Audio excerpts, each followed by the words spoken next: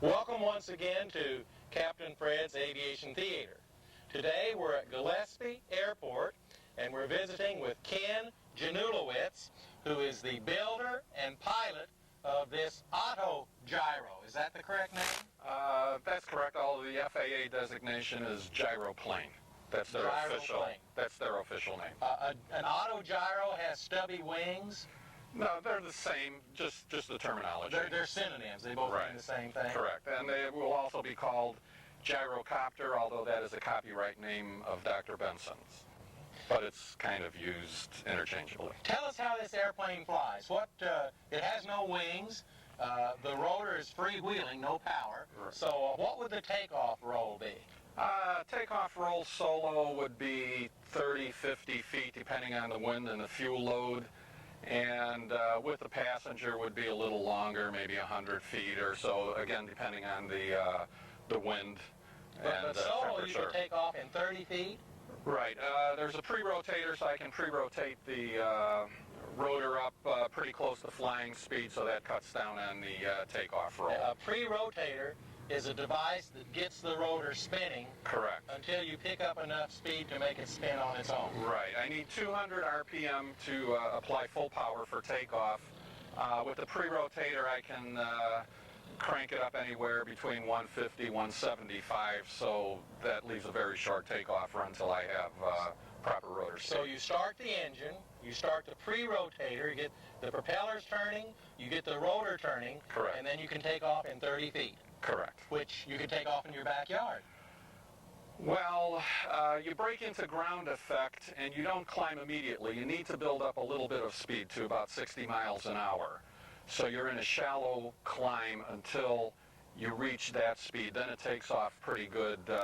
I'm usually showing solo anywhere from 700 to 850 feet per minute. So you do need a little clear area in front of you until you attain that climb speed.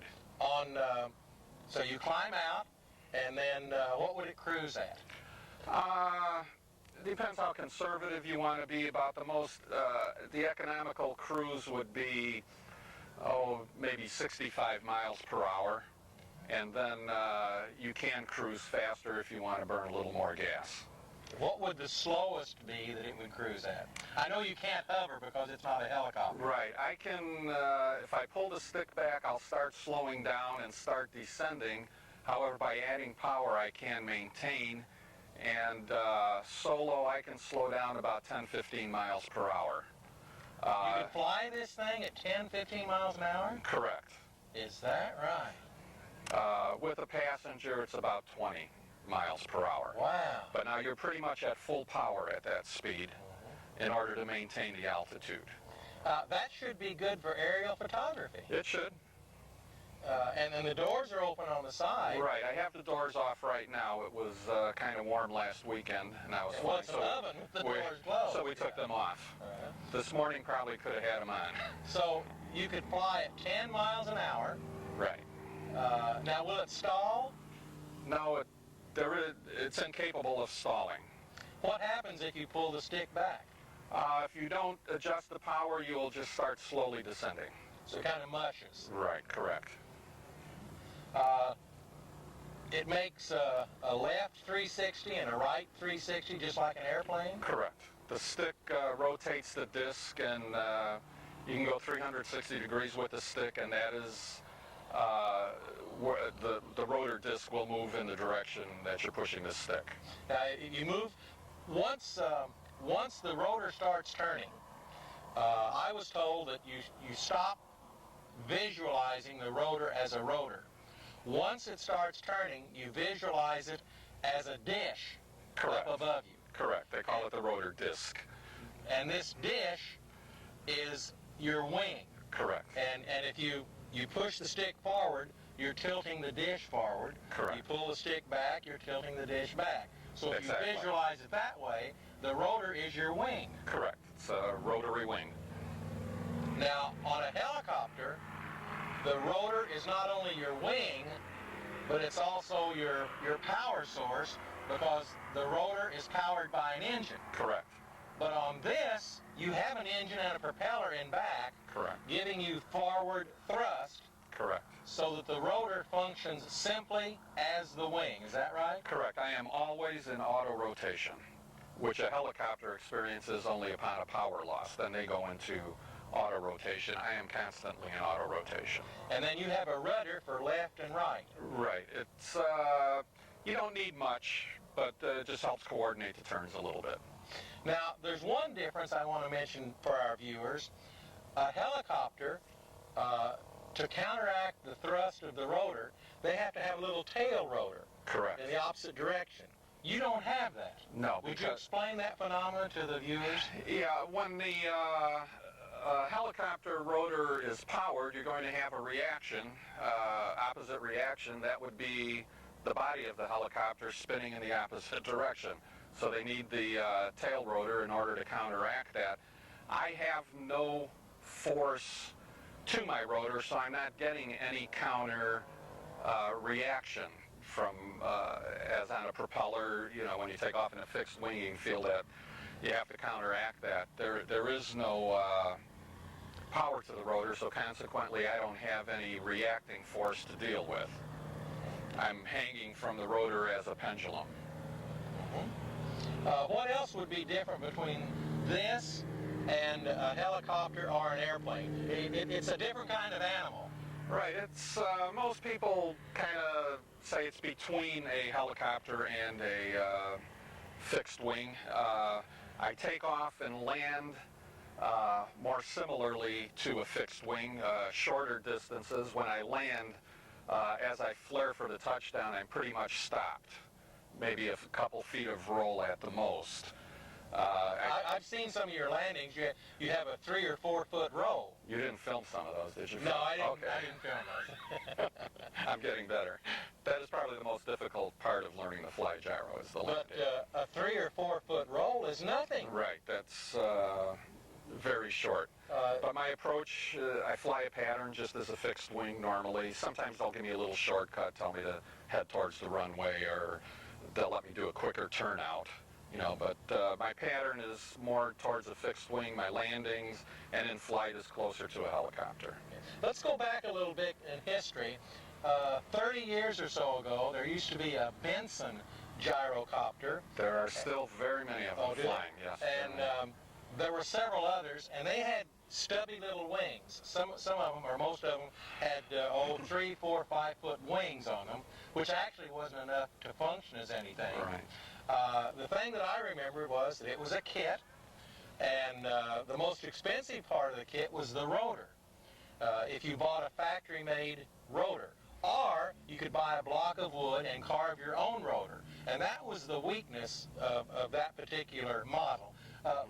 Start in the beginning and bring us up through the history of not helicopters, but gyrocopters. Yeah, the auto gyros, the main person was Juan Sierva, I believe is how you pronounce his name. I believe it was the late 20s, early 30s when he developed his, although it looked more like a plane in that it had the propeller engine were on the front. It had a radial engine. A radial engine. It was known as a tractor gyro as opposed to a pusher. And those were the ones that had the stubby wings. I guess they figured it gave it stability. And the wingtips folded or were angled up, too, on the ones that I saw. The most famous one of those is in the movie It Happened One Night with Clark Gable and Claudette Colbert. At her wedding, when she doesn't want to marry this guy, the minister says, "Do you take this man to be your husband?" And she says, "No." And she runs across the lawn and gets in an auto gyro and takes off. So most people's first vision of an auto gyro or a gyrocopter was from that movie.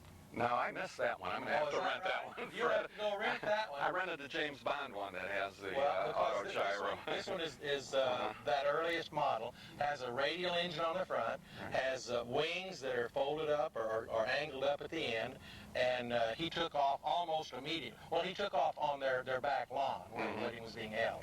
Yeah, some of them have enough of a pre-rotator, and some ships have had a adjustable pitch on the blades, and they were capable of doing jump takeoffs. There's an Air and Space that is currently under limited production by Don Farrington in Kentucky that has that capability.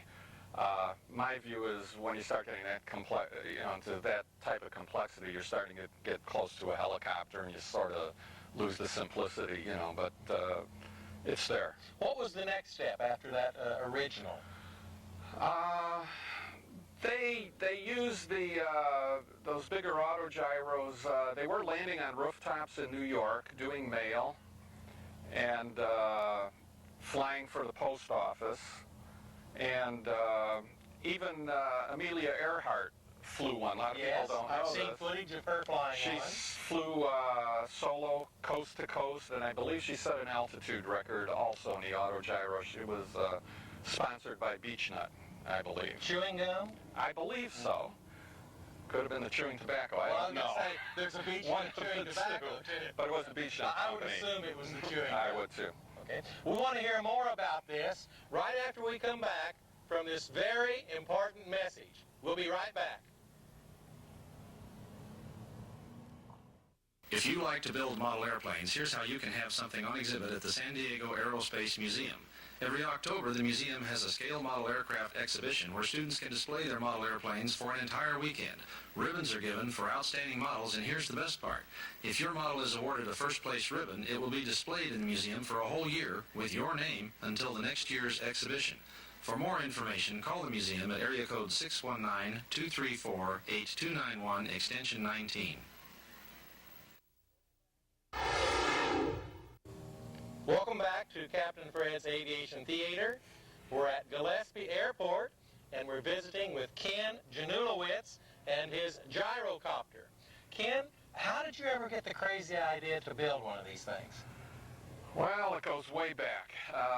When I used to live in Chicago, I went up to the EAA Museum, and I'm probably going back 20, 25 years when it was still in Hales Corners, and they had a McCulloch gyrocopter, which was a certified gyroplane, and they had one on display, and I just looked at it and I kind of liked it. It just caught my attention. I found a few for sale, but I talked to some people and they said they were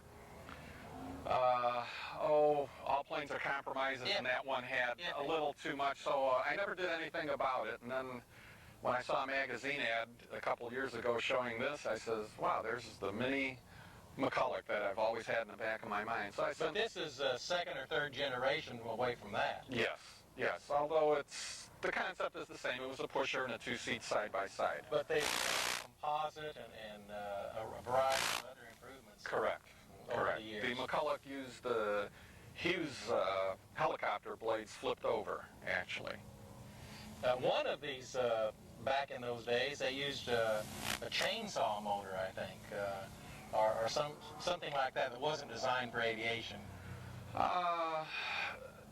Most of the McCulloch, the Bensons, when they start getting built, use the McCulloch engine. It was, I believe it's a drone engine, surplus, a two-cycle. They were either 75 or around 90 horsepower, and that is probably still the majority of the Benson gyros fly with that. Now they're getting into Rotaxes. Now you have a Rotax in this, right? No, this is a Subaru. A Subaru? Subaru legacy engine. That's a car engine. That's correct. Is it a car engine? Yes, it is. Or it's not an aviation or an adapted engine? No. Just a car engine?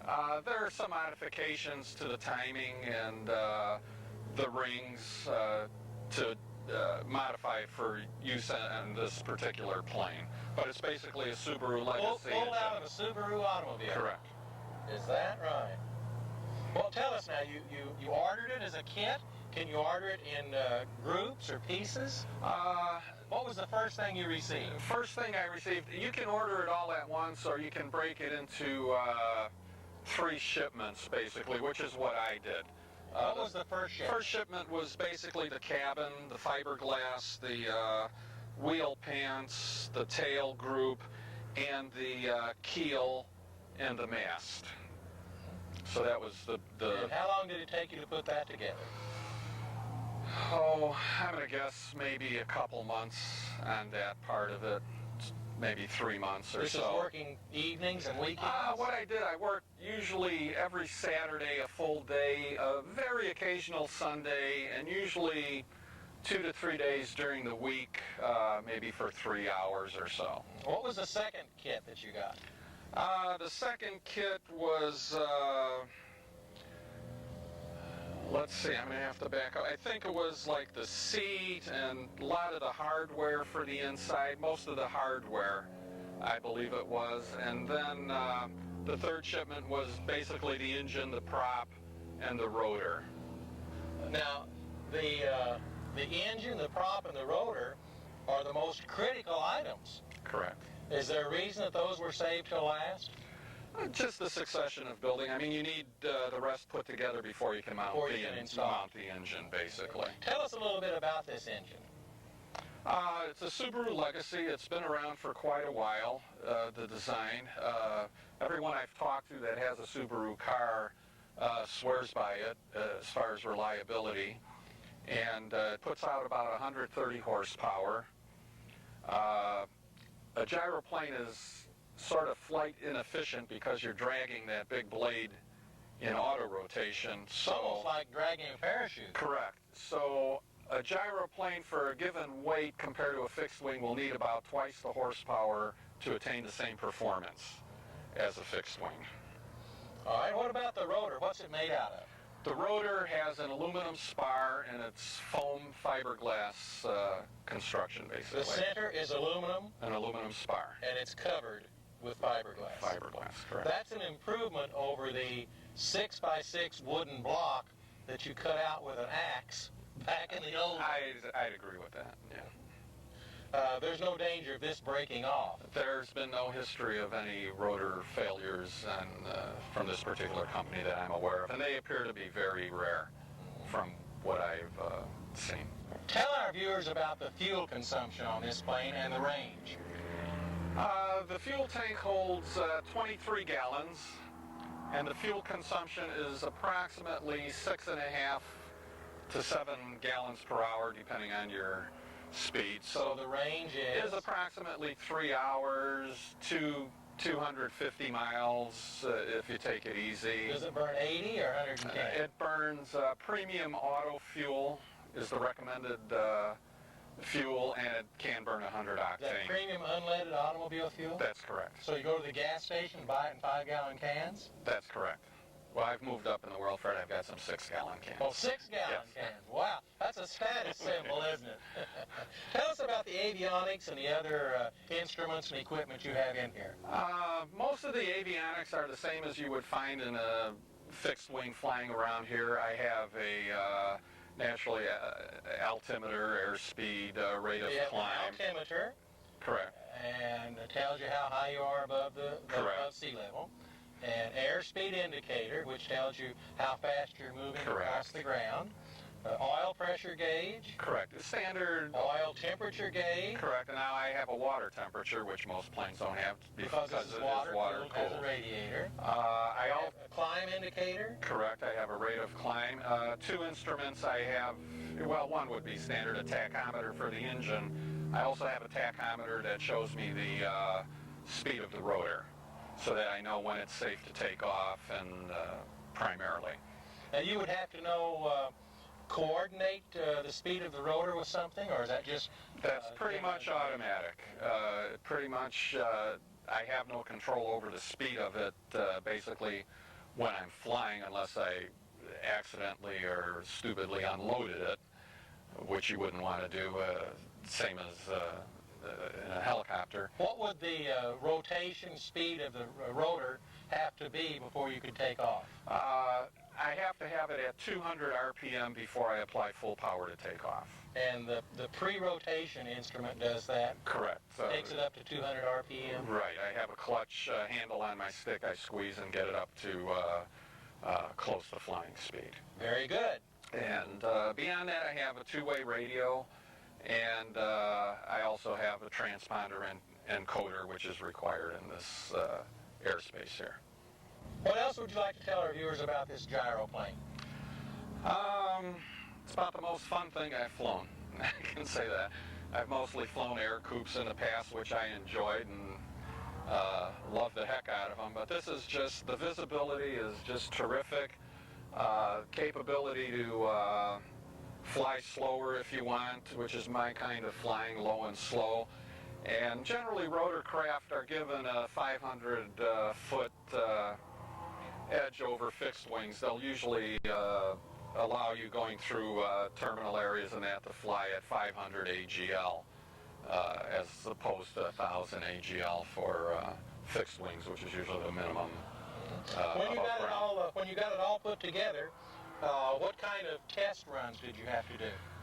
Well, before I got it put together, I went and took 25 hours of dual, just because it is a different animal and it has its own characteristics. After that, when I got it put together, I broke the engine in for about 20 hours, running it on the ground at various speeds. And then I just started, just like a fixed wing, started with runway hops, just breaking ground, flying for a few feet, and then landing, same thing. And just progressing from there till I felt comfortable, and then I did the maiden flight and my solo flight in this machine were the same flight at Ramona.